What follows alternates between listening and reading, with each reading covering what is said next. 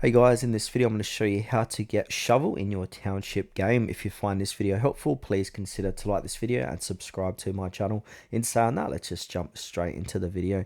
Okay, so in Township, a shovel is one of the tools used for digging at the mine. So there's a few different ways how you can get this shovel. So chests. So the first way is open chests. So chests that be in your town, on trains, or at the zoo, or from events. They often reward you with tools, including shovels. Second way is help friends and co-op members. So when you fill a friend's helicopter order or help their plane train crates, you might get a shovel as a thank you gift. Also daily bonus and events. So Township often gives shovels as part of daily rewards or special season events. Always check events tasks as mining tools are commonly rewarded. Now, there is another way called tool exchange. So this is Academy of Industry. So once you unlock the tool exchange, so this is around level 60. So this is mid to late game inside Township.